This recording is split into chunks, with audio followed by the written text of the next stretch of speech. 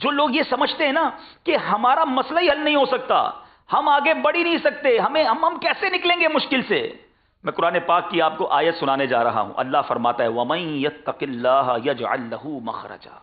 خدا کی قسم یہ آیت اتنا دلاسا دیتی ہے، کمال کی آیت ہے، میرے رب نے کمال اعلان فرما دیا، فرماتا ہے وَيَرْزُقْهُ مِنْ حَيْثُ لَا يَحْتَسِبُ وَمَن يَتَوَكَّلْ عَلَى اللَّهِ فَهُوَ حَسْبُهُ۔ ترجمہ، کاش آپ یہ آیت یاد کر لو، یقین کریں یہ آیت جتنی بار میں نے پڑھی ہے نا، اب آپ اس کا ترجمہ سنیے گا، جب بھی پریشانی میں ہو کس سے مدد طلب کرنی ہے یار؟ حل کرنے والا کون ہے؟ حل المشکلات کون ہے؟ قاضی الحاجات کون ہے مصیبتوں کو دور کرنے والا، روزی کے دروازے کھولنے والا کون؟ میرا رب ہے۔ ارے جس نے حل کرنا ہے وہ اعلان فرما رہا ہے، اور اس کا اعلان سنو کیا ہے، جھوم جاؤ۔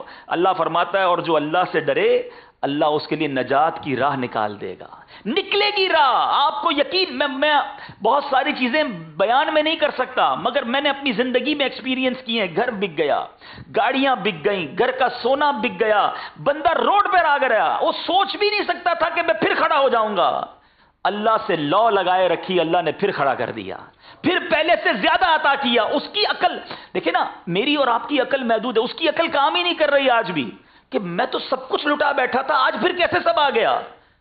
کیوں؟ اب اگلی آیت کا جز پڑھیے، اور اسے وہاں سے روزی دے گا جہاں اس کا گمان نہ ہو۔ آپ کی امیجنیشن نہیں ہوگی، اللہ ادھر سے دے گا، گمان بھی نہیں ہوگا۔ اور اللہ فرماتا ہے جو اللہ پر بھروسہ کرے تو وہ اسے کافی ہے، اللہ کافی ہے، بھروسہ کرو اس پر۔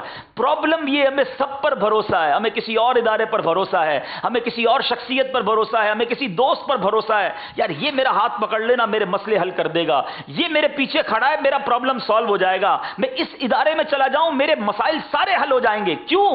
تمہیں سب پر بھروسہ ہے، اپنے رب پر بھروسہ نہیں ہے۔ جس دن رب پر بھروسہ کر لیا نا، اس دن طبیعت ہری بھری ہری ہو جائے گی۔ اللہ کے فیصلوں پر یقین کرنا آ گیا، مشکلیں آسان ہو جائیں گی۔